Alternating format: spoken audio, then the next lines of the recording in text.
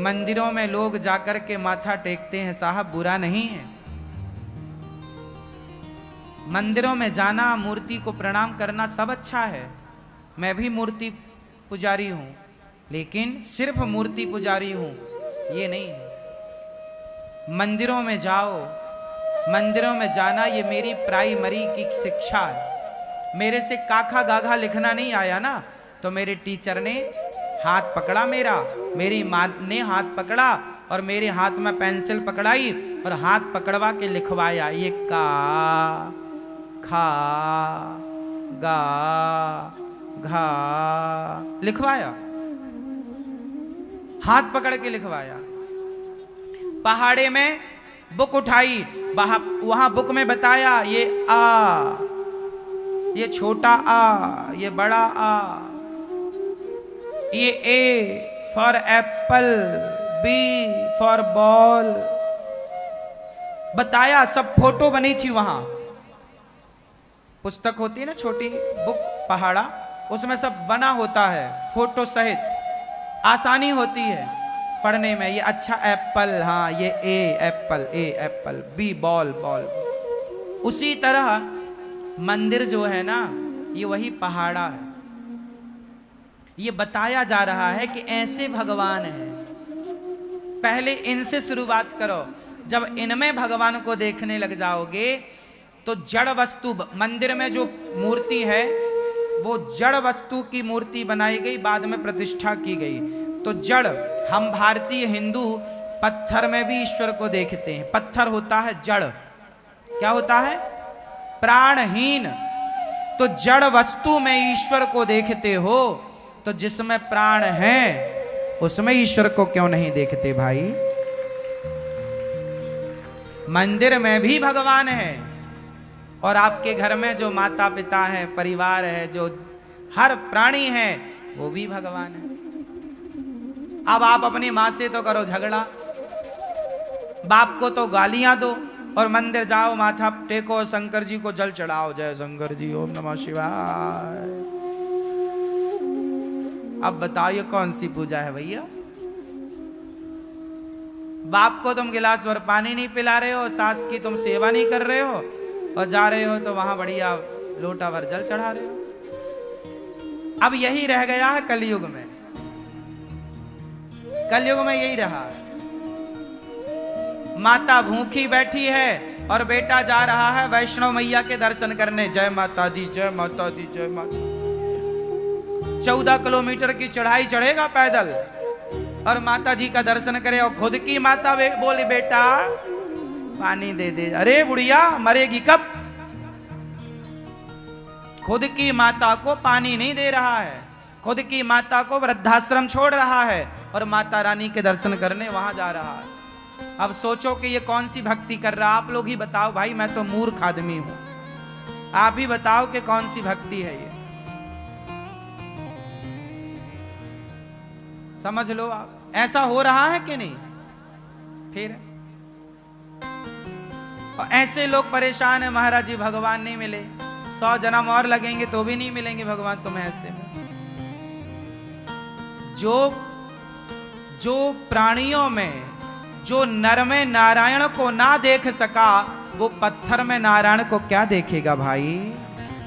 जो नर में नारायण को ना देख सका, वो पत्थर में नारायण को क्या देखेगा? ये तो बताओ। पहले नर में तो नारायण को देख लो, फिर पत्थर में भी देखना। हम ये नहीं कह रहे कि पत्थर में नारायण नहीं होते, होते क्यों नहीं है? कण-कण में होते हैं। यदि वो कण-कण में है तो आप सबके रूप में भी तो है ना मेरी मां।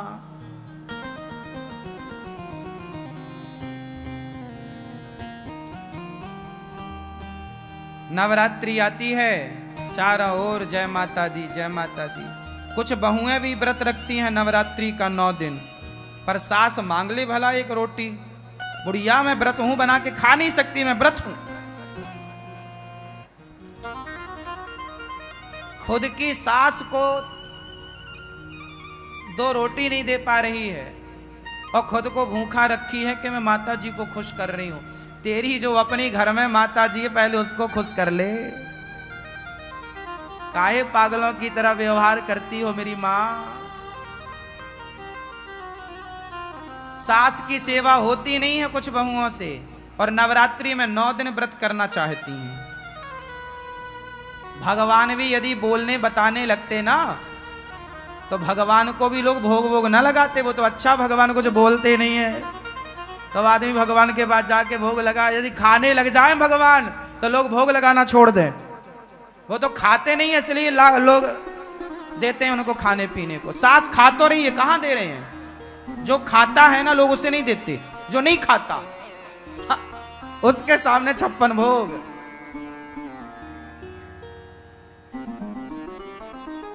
इसका अर्थ ये नहीं है, मेरी बातों का आप ये गलत अर्थ मत निकाल लेना कि भगवान को भोग नहीं लगाना चाहिए। लगाना चाहिए, 56 भोग भी लगाना चाहिए, लेकिन पहले सबको, ये दास अनिरुद्ध गौरी गोपाल भगवान को भी 56 भोग लगता है, लेकिन पहले जब गौरी गोपाल आश्रम में आने वाला प्रत्येक व्यक्ति बढ़िया पेट भर के तृप्त हो जाता है, उसके बाद भगवान को 56 भोग लगता। प्रभु पहले नर सेवा, बाद में नारायण सेवा। पहले नर सेवा, बाद में नारायण सेवा। पहले भक्तों की सेवा, फिर भगवान की सेवा।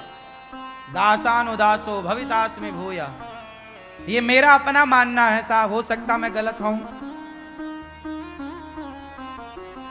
लेकिन मेरा अपना मानना है। अच्छा, भगवान को 56 भोग लगाया जाता है ना, और छोटे छोटे बच्चे होते हैं ना, मैं भी जब छोटा था ना, तो कहीं रसगुल्ले वगैरह दिख जाए तो बस उसी को देखते रहते, टुकुर टुकुर टुकुर टुकुर टुकुर। आप लोग समझते नहीं है, बच्चे भगवान होते हैं। भाई मैं बहुत मूर्ख आदमी हूं, मेरे पास मैं भगवान को 56 भोग लगाता हूं, और भगवान को भले भोग ना लगा हो, और छोटे छोटे बच्चे यदि मुझे दिख जाएं और वो देख रहे हैं ना, पूछ लेता हूं क्या चाहिए, चुपके से दे देता हूं, पहले तुम खा लो, तुम तृप्त हो जाओ, क्योंकि तुम में ही तो वो वाला भगवान बैठा है जो सामने है। आप लोग ना बच्चों को डांटा मत करो, अरे जूठा कर दिया। बच्चों के खाने से जूठा नहीं होता, बच्चे भगवान होते हैं। बच्चे तो भगवान होते हैं, तो बच्चे नहीं खाएंगे तो कौन खाएगा? इसलिए भगवान छोटे छोटे बच्चे, सबकी तृप्ति, सब खा लो, फिर आप खाओ। भगवान कभी ये नहीं कहते कि मैं खाऊंगा, मैं ही बस खाऊंगा, नहीं। हमारी भारतीय मान्यता ये है कि पहले भगवान जी को भोग लग जाता है, फिर सब खाते हैं, ठीक है। पर देखो, मैं एक थाली सजा के ले गया भगवान को भोग लगाने, बात समझना। एक सवाल पूछ रहा हूं, मेरी उलझी हुई एक बात है, आप लोग मेरे से प्रश्नोत्तरी करते हो ना, जो मेरे से बनता मैं उत्तर देता हूं। आज एक सवाल मैं आप लोगों से करूंगा, जिसका उत्तर आप मुझे कृपा करके दीजिएगा। एक सवाल मेरा, मैं एक थाली भगवान जी के मंदिर ले जा रहा, जिसमें पूड़ी, साग, दाल, चावल, जो भी है पूरा भोजन है, दाल, चावल, सब्जी, रोटी, मैं भोग लगाने ले जा रहा मंदिर। मैं भोग लगाने मंदिर ले जा रहा कि रास्ते में एक बहुत भूखा मिल गया मुझे। भैया बहुत भूख लगी है, मैं मर जाऊंगा, भूख से तड़प रहा हूं। अब वो मैं ले जा रहा था मंदिर, और बीच में ही मुझे कोई भूखा मिल गया कि भाई वो बहुत भूख लगी। अब बताओ मुझे क्या करना चाहिए? भोग लगाएं? अरे वो मंदिर वाले भगवान इस रूप में मेरी परीक्षा लेने आए हैं कि तू नर की सेवा करता है या नहीं। वो इस रूप में, दरिद्र नारायण के रूप में वही आए हैं, आप समझते नहीं हो। इसलिए सबकी तृप्ति ही ईश्वर की तृप्ति है, हाँ या ना? सिंपल है, आप लोग समझो पूरी बात। ये दास गौरी गोपाल आश्रम में यही होता है, कोई भी आ जाए, हमारे ठाकुर जी को सवेरे, हमारे ठाकुर जी को कई बार भोग लगता है, गौरी गोपाल भगवान जी को। आप सवेरे पाते हो ना, सवेरे 8 बजे से भोजन चालू हो जा। आप लोग अपने घर में कितने बजे खाते हो? बोलो बोलो, कितने बजे? पर गौरी गोपाल आश्रम में सवेरे 8 बजे से प्रसादी चालू हो जाती है और सब लोग पेट भर के, हमें 1 बजे का इंतजार नहीं करना। 1 बजे तक पता नहीं कितने लोग भूखे लौट जाएंगे। 1 बजे का इंतजार करेंगे तो पता नहीं कितने लोग भूखे लौट जाएंगे। इसलिए नहीं, सवेरे 8 बजे से भोजन चालू हो जाता है और रात्रि के 11-12 बजे तक चलता है।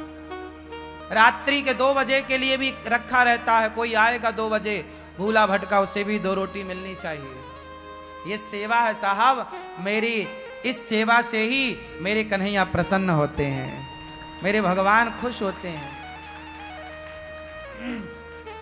आपसे कहता हूं आप भी सेवा किया करो, इंसानों से नफरत ना किया करो, प्यार करो। सबको खुश रखने की, ये दास अनिरुद्ध है ना, हम सबको खुश रखने की कोशिश करते हैं, रख पाते हैं सबको खुश।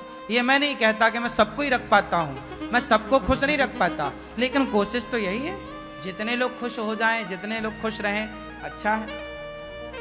सबको खुश तो भगवान राम भी नहीं कर पाए, तो सबको हम नहीं कर पाएंगे, पर फिर भी जितना है उतना करना चाहिए। क्यों मेरी माँ? तो आप भी सबको खुश रखो, सबकी खुशी ही मेरे श्याम सुंदर की खुशी है, सबकी प्रसन्नता ईश्वरी। इसलिए गौरी गोपाल आश्रम में जो सेवाएं हैं ये समाज के लिए प्रेरणा है। आप भी इन सेवाओं से जुड़ा करिए। सेवाओं को कैसे किया जाता है, गौरी गोपाल आओ देखो, बच्चों को लाओ, उनको दिखाओ यहाँ की सेवाएं, बच्चों को समझाओ समझाओ, वो सीखेंगे। जब बच्चे यहाँ वृद्ध माओ के पास आकर माओ के पीड़ा और दर्द को देखेंगे, यहाँ देखेंगे, तो उन्हें अपनी माँ की सेवा करने की प्रेरणा यहीं से प्राप्त होगी। जब वो गौरी गोपाल रसोई में खाएंगे तो खिलाने की प्रेरणा यहीं से मिलेगी। इसलिए आप भी किसी भूखे को, गौरी गोपाल आश्रम में जितने भक्त आते हैं, आप भी गौरी गोपाल आश्रम में सहयोगी बनकर किसी को खिलाओ। ये सेवा भगवान की है।